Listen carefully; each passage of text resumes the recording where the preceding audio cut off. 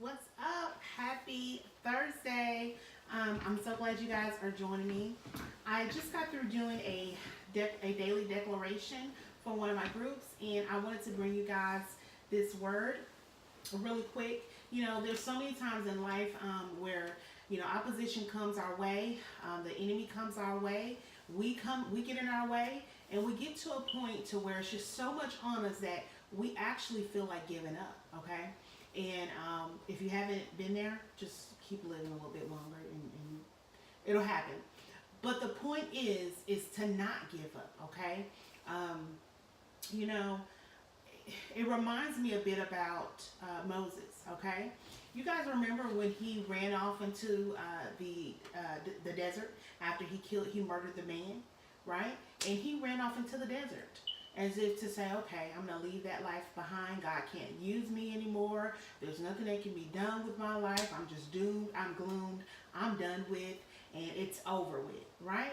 How many times do we do that in our life? We just give up on God. We stop because opposition is there, because this is happening to us. When that very thing, when opposition comes, it's actually a way for us to like plow even deeper into God. But let's just take a look at Moses' life. And before we do that, remember that point about him being in the desert, because what we're going to talk about now is I just want to give you a brief history of Moses, right? So now here's Moses. He is, the baby that actually makes it out of his mother's womb, even though the midwives are supposed to abort him, right? That's what really was supposed to happen. He was supposed to be aborted. So the midwives, they're bold and they're courageous. They tell Pharaoh, look, we can't even, we can't mess with these Israelite women. They're too powerful. They're too strong for us. So they're having these kids even before we get into, to abort, the kids. They pop them out. So you got the strong the strong Israelite midwives who basically stand up to the king. His decree was that kill all the male Israelite babies so that Israel could be they could be less in numbers. That's what he thought. Now, so then the midwives obey God. Then you have Moses' mother, who, she kept him in her home as long as she could, okay, hid him out. And then when it came, I think he was maybe 3 months or so, she put him in a basket and, took the basket and made it, be of tar and everything so that she could put it down the river and nothing would happen to him. So here she is being bold and courageous. No, she doesn't abort her baby in the river like the king also issues another decree. He tells them to just start throwing the babies in the river. I want them gone. Okay? So, and you guys remember these bold and courageous women, because this is gonna be a series, okay? It's really why I created, or really why God had me to create this channel, God Launches Women. So we're going to talk a little bit more about all these women who were instrumental in helping Moses's, facilitating Moses's birth, and also his growing up and fostering him growing up. So then you have the sister who makes sure, as he's sailing down the Nile, to make sure that he's actually picked up by the princess. The princess fetches him out of the river, the Nile, okay, and she becomes his mother. And then they work out this wonderful relationship where, his real mom is able to nurse him, okay? So Moses grows up in this household of privilege, okay? And then, of course, later on in life, he finds out that he is actually a Hebrew, and then that's when he kills the man, and boom, that's when you see him in this part where he's in the desert, okay, of his life. He's in the desert of his life. He doesn't feel like God can use him any longer. At that point, when he killed the Israelite man, he really wanted to go and lead God's people then. He was trying to be a leader then. But wait, not too soon. See, when we are trying to lead without God calling us to lead, it always fails, okay? God has an appointed time for each and every one of us. So at that appointed time, he's going to give us tools. He's going to give us strategies. He's going to give us downloads on how to get accomplished what he wants done. So first things first, your calling is, make sure it's what God has called you to do. Ask him what he wants, okay? So listen, we're going to get into Exodus really quick. it says here, and I'm going to be going back and forth between the Message version and also the NSAB, the New American Standard Bible version. All right, so it says that, so I'm in Exodus 3:6. Then he said, I am God of your father, the God of Abraham, the God of Isaac, the God of Jacob. Moses hid his face up and afraid to look at God. God said, I've taken a good long look at the affliction of my people in Egypt. I've heard their cries for deliverance from their slave masters. I know all about their pain, and I know I have come down to help, and now I have come down to help them, pry them loose from the grip of from Egypt. Get them out of that country and bring them to the good land with wide open spaces and lush, land of lush with milk and honey, a land of the Canaanite, the Hittite, the Amorite, the Perizzite, the Hivites, and the Jebusites. So that's all the sites, guys, okay? The Israelite cry for help has come to me, and I've seen for myself how cruelly they're being treated by the Egyptians. It's time for you to go back.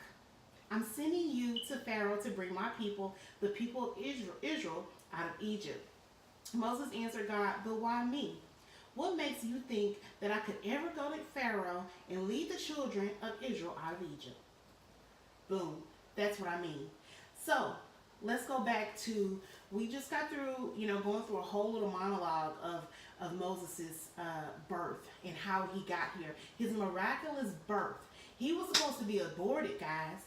So how can we apply this word to our lives?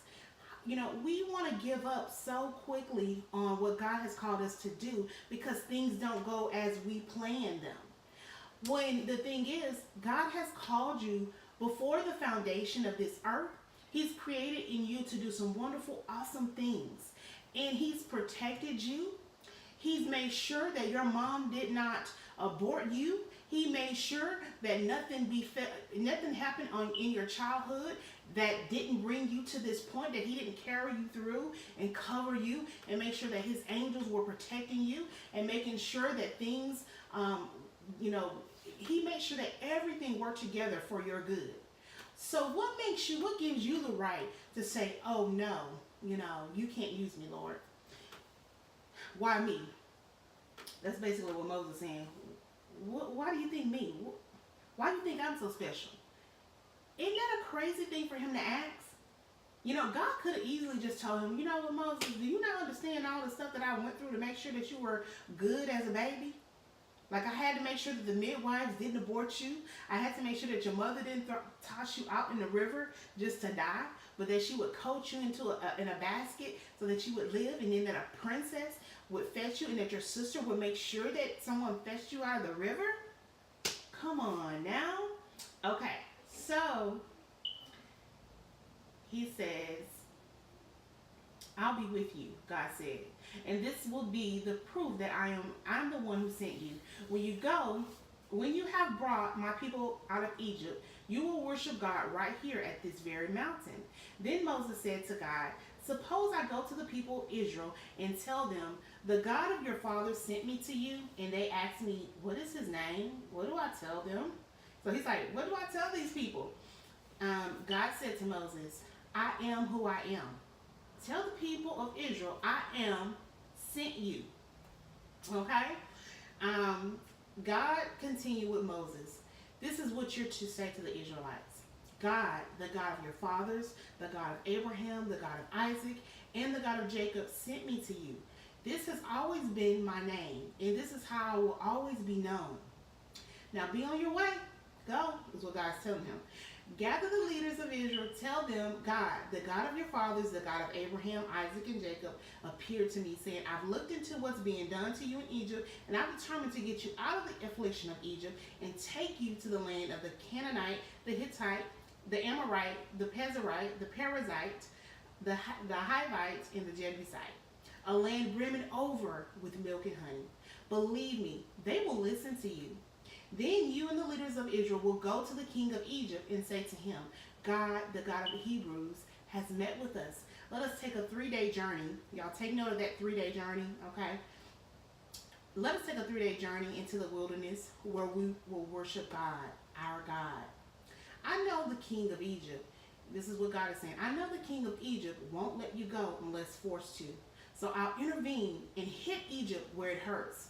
Oh, my miracles will send them reeling. After which they'll be glad to send you off.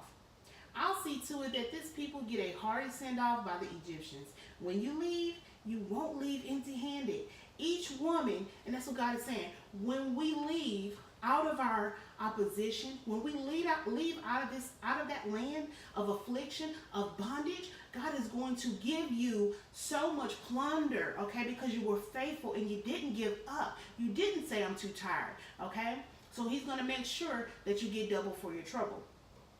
He says, when you leave, you won't leave empty-handed. Each woman will ask her neighbor and any guest in her house for objects of silver and gold and jewelry and extra clothes. You'll put them on your sons and daughters, and you'll clean out the Egyptians, okay? So that's what God is saying. Then Moses, of course, he objected. And he says, they won't trust me. They won't listen to a word I say. They're going to say, God appeared to him? Hardly. So God said, what's that in your hand? What do you have? What do you have in your hand? He says, a staff. Throw it on the ground, and he threw it. It became a snake. Moses jumped back fast, and God said to Moses, reach out and grab it by the tail. He reached out and grabbed it, and he was holding his staff again.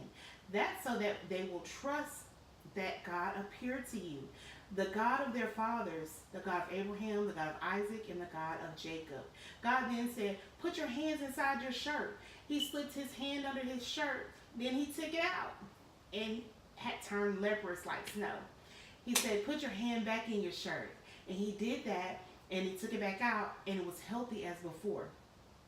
So if they don't trust you and aren't convinced by the first sign, the second sign should do it. But if it doesn't, even after these 2 signs, they don't trust you and listen to your message, take some water out of the Nile and pour it out on the dry land. And the Nile water that you pour out will turn into blood when it hits the ground. Moses raised another objection to God. See, this is his next objection. Master, please, I don't talk well. I've never been good at words, neither before nor after you spoke to me. I stutter, I stammer, I'm not good enough. I don't have this. I don't have an army. God is simply saying to him in this scripture here, he's saying, use what you have, number one. Okay, that's a resource. Whatever you have, whatever gift I have given you, everything you need is within you because I'm within you. And then he's saying, trust me. So many times we are asking and we're wondering how we're going to perform and do this calling that God has told us to do, because we're looking from within ourselves and we're not looking to God. We're not saying, Lord, how do you want to operate within me? How do you want to use me as a vessel? And that's simply what God is saying. I just want to use you as a vessel. I'm not expecting you to do it on your own merit. That's not going to happen like that. But stay with me, because as we continue on, it says, God says, this is what he says to him. To his, when Moses says that he's a stutterer and all this stuff. God said, now who do you think made the human mouth? And who makes some mute, some deaf, some sighted, and some blind? Isn't it I, God? So get going. What you talking about? All right. So he didn't say that part, but I just kind of put that in there. But he says, I'll be right, and I'm reading from the Message version too, guys. I'll be right there with you, with your mouth. I'll be right there to teach you what to say. He said, oh, Master, please send somebody else. Don't we do that? When God has called us, look at all this preparation that God has put into this one man. Remind you, I'm going to go back. He made sure that Moses would be born and that he wouldn't be aborted. He made sure that throughout his growing up, that everything, even if it was bad that happened to him, would work out for his good. Even to this very point now that he finds, and he's talking to Moses in the desert. In the desert of your life, God is talking to you now, and he's telling you to get up, get ready, fight, do what he's called you to do, and keep moving. Trust in him. He wants to do a work within you. You don't have to work outside of yourself. You know, guys, I don't know if I touched on it, but when Moses, what led him out there to the desert was killing a man, a Egyptian man. He was trying to lead the Israelites even then, but he was trying to do it within his own, strength. It wasn't his appointed time. But now, here's the time, and God is saying, I want you. I need you. I'm calling you.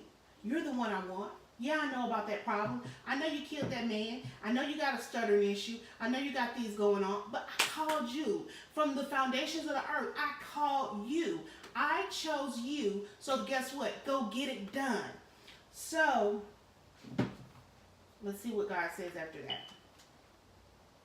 So he's saying that, okay, I'll be with you, okay? And then, of course, Moses opposes. Now he says, this is where God gets angry. And he says, God got angry with Moses. Don't you have a brother, Aaron the Levite? He's good with words. I know he is. He speaks very well. In fact, at the very moment, he's on his way to meet you. And when he sees you, he's going to be glad. You'll speak to him and tell him what to say. I'll be right there with you. And as you speak with him, as he speaks, teaching you step by step, he will speak to the people for you. He'll act as your mouth, but you'll decide what comes out of it. Now take this staff in your hand. You'll use it to do signs. Wow. Ain't that awesome? God is saying to us today, family, daughters, everyone, he sent this to everyone. But he sent to us, listen, just go. I'm going to give you everything that you need. I'm going to give you instruction. I'm going to give you strategy. I'm going to give you people. Whatever it is that you think that you don't have, you have it in me. Stop looking within and start looking to me.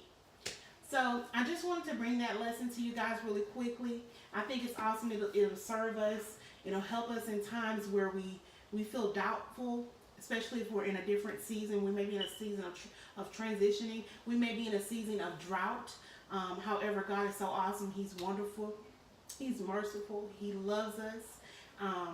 And he's there. He'll get you out, okay? He'll get you out, and he'll also, he wants you to also to go and declare his works, okay? So, thank you guys for joining me. I really appreciate it, and I will catch you guys later.